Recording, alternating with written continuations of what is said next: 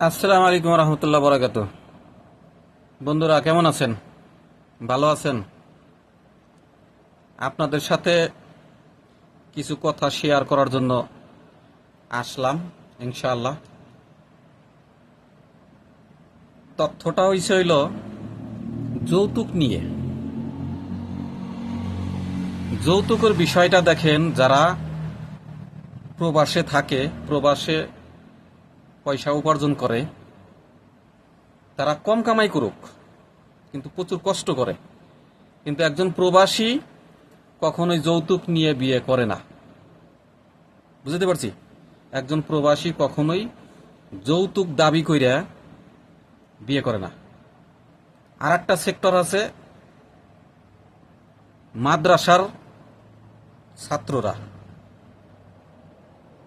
যারা কোরআনের পাখি, তারা কোনোদিনও যৌতুক নিয়ে পারাপারি করে না, যৌতুক নিয়ে বিয়ে করে না। এবং আরো একটা তথ্য হইল, যারা কোরআনের পাখি, তারা কোনোদিন তার মা বাবাকে বৃদ্ধাশ্রমে রাখে না, এবং শত কষ্টের মধ্যে পয়সা উপার্জন করে প্রবাসীরা, সেই প্রবাসীও তার মা বাবাকে বৃদ্ধাশ্রমে রাখে না। আচ্ছা, তাহলে তথ্য হইল দুইটা, একটা বৃদ্ধাশ্রম আর একটা যৌতুক। এখন যৌতুকের বিষয় আর একটু সামনে আগাই। যারা দেশের বাড়িতে, গ্রামের বাড়িতে ছোটখাটো ব্যবসা করে, ছোটখাটো চাকরি করে, তার মধ্যে থেকে দেখবেন যারা লোভী, যারা লোভী মেয়ে অথবা লোভী ছেলে।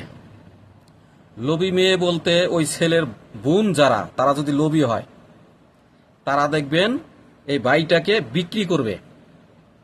বিক্রি করার জন্য এখন যেরকম সামনে কুরবানি, গরুর দাম হাঁটায়, এরকম ভাইয়ের দাম হাঁটায় মেয়ে দেখতে গিয়ে। ঠিক আছে, একটা ছাড়া 10টা মেয়ে দেখে, আর এখানে ডিমান্ড উঠায় এই বুইনেরা, ওই ছেলেটার বুইনেরা এই ডিমান্ড উঠায়। তো ডিমান্ড উঠাইতে উঠাইতে এই যৌতুক, ডিমান্ডটাই যৌতুক। যখন তাদের মন মতো হয় তখন বাইরে বিয়ে করায়। আর ওই ভাইও এরকম একটা গাধা যে যৌতুক নিয়েই বিয়ে করে। যৌতুকের জন্য তার মারেও বিভ্রান্তি করে।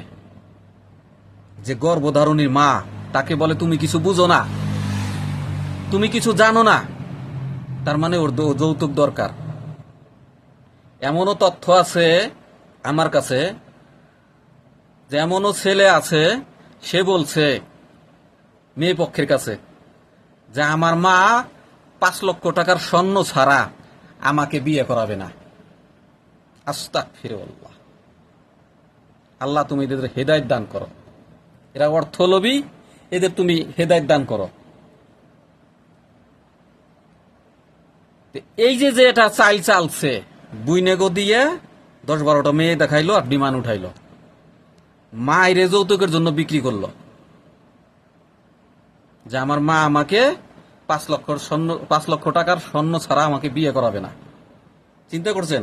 এই ছেলেই যদি প্রবাসী হইতো, 1টা টাকা নিত না, বিবাহ করত। এই ছেলে যদি মাদ্রাসার ছাত্র হইতো, কোরআনের পাখি হইতো, 1টা টাকাও নিত না, বিবাহ করত। আর ওই বুইনদের ডিমান্ড ওঠার কোনো সুযোগই থাকতো না। আমার কথা বুঝতে পারছেন?